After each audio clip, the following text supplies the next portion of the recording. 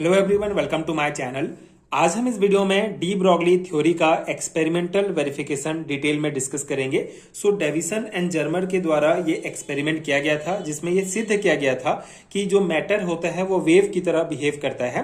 D Broglie theory हमने पिछले video में डिटेल में डिस्कस किया था। डी ब्रॉगली थ्योरी में मेनली क्या कॉन्सेप्ट था कि जो मैटर होता है वो ड्यूअल नेचर शो करता है। जिस प्रकार आइंस्टीन ने अपने थ्योरी में बताया कि जो लाइट होता है वो ड्यूअल नेचर शो करता है, पार्टिकल्स एंड वेव दोनों की तरह बिहेव करता है, उसी प्रकार डी ब्रॉगली ने अपने हाइपोथेसिस में, अपने परिकल्पना में बताया कि जो मैटर होता है वो भी ड्यूअल नेचर शो करता है। मैटर्स जो होते हैं वो पार्टिकल्स तो होंगे, पार्टिकल्स की तरह बिहेव करता है, साथ ही साथ वेव की तरह भी बिहेव करता है। तो डी ब्रॉगली का जो ये थ्योरी दिया गया था, इसको फिर एक्सपेरिमेंट करके जो है डेविसन एंड जर्मर ने जो है इसको सिद्ध किया कि जो मैटर होता है वो वेव की तरह बिहेव करता है। तो किस प्रकार से इन्होंने इसको सिद्ध किया था, क्या कॉन्सेप्ट था, डिटेल में डिस्कस करेंगे। प्रॉपर नोट्स आपको प्रोवाइड करूंगा जो डेफिनेटली आपके एग्जाम प्रिपरेशंस के लिए बहुत हेल्पफुल होगा। ये पर्टिकुलर टॉपिक आपको क्वांटम मैकेनिक्स चैप्टर में मिलेगा जिसमें आपका डी ब्रॉगली थ्योरी एंड इसका एक्सपेरिमेंटल वेरिफिकेशन दिया गया है। नेशनल एजुकेशन पॉलिसी के अकॉर्डिंग जो अपडेटेड सिलेबस है उसमें भी ये टॉपिक दिया गया है, तो इंपॉर्टेंट है, आपको ये अच्छे से प्रिपेयर करने हैं आपके सेमेस्टर एग्जाम्स के लिए। स्टार्ट करते हैं इसके बेसिक कॉन्सेप्ट से। De Broglie hypothesis was experimentally proved by Davisson and Germer in the year 1928 when they discovered that electron can produce diffraction pattern। ठीक है, तो बेसिकली 1928 में डेविसन एंड जर्मर के द्वारा जो डी ब्रॉगली हाइपोथेसिस था उसको एक्सपेरिमेंट के रूप में जो है प्रूफ किया गया। जब उन्होंने ये डिस्कवर किया जो इलेक्ट्रॉन होता है वो discover that electron can produce diffraction pattern. ठीक है, उन्होंने ये डिस्कवर किया जो इलेक्ट्रॉन होता है वो डिफ्रैक्शन पैटर्न प्रोड्यूस करता है, जिसके आधार पर फिर उन्होंने ये एक्सपेरिमेंट कंडक्ट किया। This worker had so that a beam of electron is diffracted from the crystal in the same way as x-ray। ठीक है, तो उन्होंने एक्सपेरिमेंट के दौरान ये पाया कि जो इलेक्ट्रॉन के बीम होते हैं, ठीक है, इलेक्ट्रॉन्स के बीम होते हैं वो क्रिस्टल से जो है डिफ्रेक्टेड होते हैं जैसे एक्सरे होता है। जैसे कॉम्पटन इफेक्ट में हमने पिछला जो कॉम्पटन इफेक्ट हमने डिस्कस किया उसमें भी पढ़ा था कि जो एक्सरे होता है जब किसी मैटर के सरफेस से टकराता है तो डिफ्रैक्ट हो जाता है। ठीक है, डिफ्रैक्शन होता है उसमें। तो इस प्रकार से जैसे एक्सरे जिस प्रकार से डिफ्रैक्ट होता है उसी प्रकार इलेक्ट्रॉन भी जो है किसी क्रिस्टल से, किसी मैटर से टकराता है तो वो डिफ्रैक्ट हो जाता है। ये इन्होंने जो है अपने एक्सपेरिमेंट में देखा। और it is only possible when electron in motion behave like a wave and certain wavelength is associated with it। ठीक है, तो इस जो इलेक्ट्रॉन डिफ्रैक्टेड फॉर्म दिखा रहा है अपना, ठीक है, जिस प्रकार से डिफ्रैक्ट हो रहा है, ये तभी पॉसिबल है जब इलेक्ट्रॉन जो है होगा वो इन मोशन बिहेव, ठीक है, जैसे वेव की तरह जो है वो मोशन में होगा तभी। ठीक है, and certain wavelength is associate with it. ठीक है, तो जब मैटर के साथ कोई वेवलेंथ एसोसिएट होगा वो वेव की तरह ही बिहेव करेगा, तभी ये पॉसिबल है कि वो किसी मैटर से टकराकर डिफ्रैक्ट हो जाए। ठीक है, तो उन्होंने ये एक्सपेरिमेंट कंडक्ट किया। इस डायग्राम से आप इसको डिटेल में समझेंगे। तो इसमें क्या क्या दिया गया है, सबसे पहले इसमें आप जो पार्ट्स हैं उसको देखेंगे। एक हीटेड फिलामेंट लगा हुआ है, एक कोलीमीटर लगा हुआ है, एक निकल क्रिस्टल है और ये डिफ्रैक्टेड इलेक्ट्रॉन है, और ये जो है हमारा ये स्केल है जो इसके एंगल को मापता है। ये मूवेबल कलेक्टर यहाँ पे लगा हुआ है, ये गैल्वेनोमीटर लगा है। तो इतने पार्ट्स हैं इस एक्सपेरिमेंट के, इसको डेविसन एंड जर्मन के द्वारा दिया गया था। तो यहाँ पे क्या होता है, देखिए ये हीटेड फिलामेंट है। हीटेड फिलामेंट जो है इसको गर्म करने पर इलेक्ट्रॉन्स निकलते हैं। ठीक है, तो इसको गर्म किया जाता है जिससे इलेक्ट्रॉन्स निकलते हैं। ये कोलीमीटर लगा होता है। कोलीमीटर बेसिकली ये जो इलेक्ट्रॉन्स निकलते हैं, इलेक्ट्रॉन्स को एक रेखा में जो है ये मूव कराता है। ठीक है, एक रेखा में रखता है इसको। तो इस प्रकार से जब ये बीम ऑफ इलेक्ट्रॉन जब ये निकल क्रिस्टल से जब टकराते हैं, निकल क्रिस्टल मतलब एक क्रिस्टल ही है, एक सरफेस है, जब ये इलेक्ट्रॉन्स इस सरफेस से टकराते हैं तो इस प्रकार से डिफ्रैक्टेड इलेक्ट्रॉन हमको प्राप्त होता है। मतलब ये डिफ्रैक्ट हो जाते हैं इस एंगल में जो है थीटा एंगल में, ये इस प्रकार से डिफ्रैक्टेड होंगे। और ये मूवेबल कलेक्टर जो लगा हुआ है ये एक डिटेक्टर है जो इलेक्ट्रॉन्स को पकड़ता है। ठीक है, यहां से जो इलेक्ट्रॉन डिटेक्ट होकर यहाँ पे आएंगे तो ये जो मूवेबल कलेक्टर यहाँ पे लगा हुआ है ये बेसिकली एक प्रकार का डिटेक्टर होता है जो इलेक्ट्रॉन्स को पकड़ता है। इसे घुमाया जा सकता है ताकि अलग अलग एंगल से आने वाले इलेक्ट्रॉन्स को मापा जा सके। ठीक है, ये मूवेबल है, इसको जो हम घुमा सकते हैं ताकि अलग अलग एंगल से आने वाले इलेक्ट्रॉन्स को जो है मापा जा सके। ठीक है, अब यहां से ये जो मूवेबल कलेक्टर है इससे एक गैल्वेनोमीटर जुड़ा होता है, ये गैल्वेनोमीटर लगा हुआ है। तो बेसिकली ये डिटेक्टर से जुड़े करंट को मापता है। ठीक है, इलेक्ट्रॉन की जो इंटेंसिटी होता है उसको मापता है, उसके करंट को मापता है।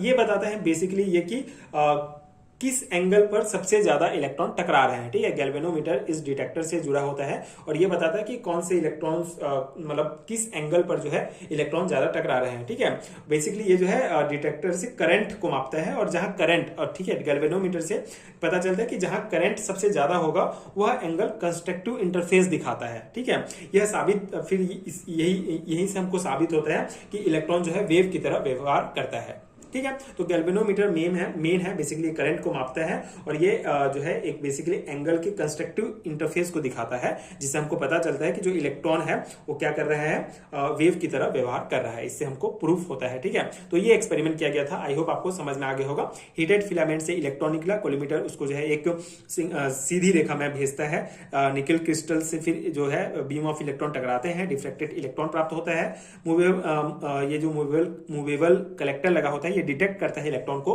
कौन सा एंगल से कौन सा इलेक्ट्रॉन आ रहा है। फिर गैल्वेनोमीटर क्या करता है, उसके जो करंट को मापता है और फिर यहां से प्रूफ होता है कि इलेक्ट्रॉन वेव की तरह व्यवहार करता है।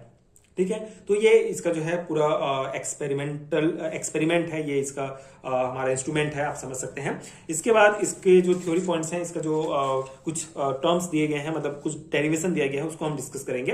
तो जो हमने यहाँ पे डिस्कस किया उसी को ही यहाँ पे थ्योरी फॉर्म में दिया गया है। So this workers in their actual experiment obtain electron beam from a heated filament tungsten and pass the beam between the charged plates, kept a potential difference of VESU to obtain electron of uniform velocity V। ठीक है, तो यहाँ पे इस point में क्या कहा गया है कि एक फिलामेंट से इलेक्ट्रॉन बीम निकलती है। ठीक है, उसके बाद उस बीम को तो चार्ज प्लेट्स के बीच गुजारा जाता है। ठीक है, ये जो है यहाँ पे ये दो चार्ज प्लेट्स होते हैं जिनके बीच में जो है ये यहाँ से जो हीटेड फिलामेंट से जो इलेक्ट्रॉन निकलते हैं उसको इन दोनों चार्ज प्लेट्स के बीच में गुजारा जाता है। जिसके बाद जिन्हें एक ये जो चार्ज हमारे प्लेट्स हैं इनको बेसिकली एक वोल्टेज V पर रखा हुआ है। ठीक है, जिसको जो है हम इस V से डिनोट करते हैं, तो एक वोल्टेज में रखा गया है। ऐसा इसलिए करते हैं, मतलब यहां से चार्ज से इसलिए करते हैं ताकि इलेक्ट्रॉन को एक समान वेग मिल सके। ठीक है, एक यूनिफॉर्म वेग से जो है वो फिर जा सके, इसीलिए इसको जो है पोटेंशियल डिफरेंस के दो प्लेट्स जो पोटेंशियल डिफरेंस में होते हैं, V में होते हैं, उसको गुजारा जाता है। If the charge on the electron is E, ठीक है, जो इलेक्ट्रॉन्स गुजर रहा है उसमें चार्ज अगर E से डिनोट करते हैं तो the electric field strength will be V into E। ठीक है, तो जो इलेक्ट्रिक फील्ड का स्ट्रेंथ होगा, फील्ड का जो इलेक्ट्रिक फील्ड का जो स्ट्रेंथ होगा वो बेसिकली क्या हो जाएगा, V इंटू E हो जाएगा। Which act on the electron, this electron due to electric field acquires kinetic energy equal to 1/2 mv²। ठीक है, अब यहाँ पे जो इलेक्ट्रॉन्स होते हैं अगर वो electric this electron due to electric field, ठीक है, इलेक्ट्रिक फील्ड के कारण जो इलेक्ट्रॉन्स गुजर रहे हैं वो जो है बेसिकली काइनेटिक्स एनर्जी एक्वायर कर लेते हैं, जो होता है 1/2 mv²। So which is equal to the applied field strength hence. ठीक है, सॉरी अप्लाइड फील्ड स्ट्रेंथ। ठीक है, जो फील्ड स्ट्रेंथ में जो हमारा V इंटू E हमको प्राप्त हुआ है। ठीक है, मतलब इलेक्ट्रॉन पर लगने वाला जो बल है वो किसके बराबर हो जाता है, इलेक्ट्रॉन के काइनेटिक एनर्जी के बराबर हो जाता है। ठीक है, तो इसको इस प्रकार से हम शो करेंगे 1/2 mv² इक्वल टू VE। ठीक है, ये हमारा इक्वेशन फर्स्ट हो जाएगा। तो सेकेंड इक्वेशन में क्या हो जाएगा हमारा, V equal to 2VE upon M हो जाएगा, स्क्वायर के अंदर हो जाएंगे ये दोनों। ठीक है, इस प्रकार से हमारा सेकेंड इक्वेशन हो जाएगा। मतलब कि यहाँ पे क्या हुआ है, ये जो 2 है यहाँ इंटू हो गया है 2VE और यहाँ पे M जो है नीचे आ जाएगा और V स्क्वायर है तो एक V आ जाएगा और ये हमारा रूट के अंदर आ जाएगा। ठीक है, स्क्वायर रूट के अंदर। इस प्रकार से फिर हमारा इक्वेशन 2 प्राप्त हो गया 1 और 2। उसके बाद जब इक्वेशन 2 में दोनों साइड हम M से गुणा कर देते हैं, मल्टीप्लाई करते हैं, तो हमको ये इक्वेशन 3 प्राप्त होता है, जहाँ पे MV equal to M into 2VE upon M। ठीक है, यहाँ पे M से गुणा करेंगे, यहाँ भी M से गुणा करेंगे तो हमको प्राप्त हो जाएगा 2mVE। ठीक है, ये हमारा इक्वेशन 3 है। फिर according to de Broglie equation हमने पिछले वीडियो में डेरिवेशन से निकाला था, MV equal to H upon lambda. ठीक है, इक्वेशन 4 है, तो इक्वेशन 3 और 4 से हमको क्या प्राप्त हो जाएगा, इस MV के जगह हम क्या रख देंगे, H अपॉन लैम्डा रख देंगे। ठीक है, H upon lambda equal to 2mVE हो जाएगा ये हमारा इक्वेशन। ठीक है, नेक्स्ट में क्या हो जाएगा, ये फिर जो फिर यहाँ पे lambda equal to H upon ये 2mv हो जाएगा, ये एच जो है इसके ऊपर में चले जाएगा, ठीक है। तो lambda equal to H upon 2mv हो जाएगा, स्क्वायर रूट में ही है, इक्वल टू फिर एच स्क्वायर अपॉन 2mv हो जाएगा, ये हमारा इक्वेशन 5 होगा। फिर यहाँ पे जो मान है, ठीक है, जो वैल्यूज है उसको हमको पुट करना है यहाँ पे मेनली, ठीक है। तो जो वैल्यू है m का वैल्यू होगा हमारा 9.1091 इंटू 10 टू द पावर -28 ग्राम, ठीक है। उसके बाद यहाँ पे h जो होता है हमारा प्लांक कांस्टेंट है, तो इसका मान होगा 6.6256 इंटू 10 टू द पावर -27 अर्ग सेकेंड, ठीक है। एंड इलेक्ट्रॉन जो है ये 4.803 into 10 to the power 10 ESU में हम लेंगे।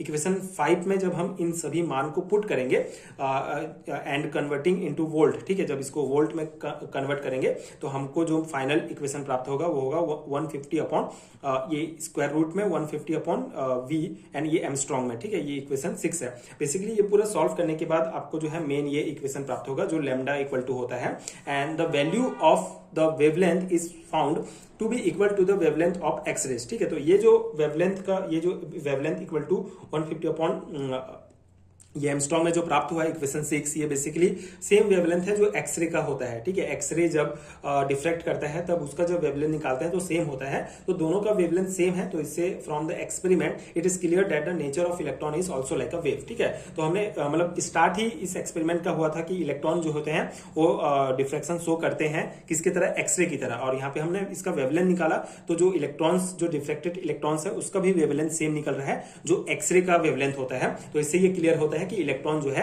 वेव की तरह बिहेव करता है, ठीक है। तो ये जो है कॉन्सेप्ट दिया गया था, ये जो एक्सपेरिमेंट था ये डेविसन एंड जर्मन के द्वारा ये एक्सपेरिमेंट किया गया था। आई होप कि आपको समझ में आ गया होगा, सिंपल सा एक्सपेरिमेंट था बट इंपॉर्टेंट है सेमेस्टर एग्जाम्स के लिए, कभी कभी लॉन्ग टाइप क्वेश्चन में पूछे जाते हैं ये क्वेश्चंस।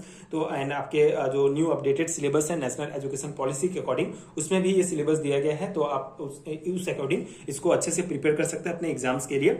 एंड अगर इस प्रकार के हैंडरिटन नोट्स है आपको BSc and MSc semester exams के प्रिपरेशन के लिए, तो नीचे डिस्क्रिप्शन बॉक्स में आपको पीडीएफ स्टोर का लिंक मिलेगा, वहां आप चेक कर सकते हैं, वहां से आप नोट्स बाय कर सकते हैं जो आपके एग्जाम प्रिपरेशन के लिए हेल्पफुल होगा। एंड अगर ये वीडियो हेल्पफुल है तो आगे की वीडियोस देखने के लिए चैनल के साथ जुड़े रहिए। Thank you so much for watching.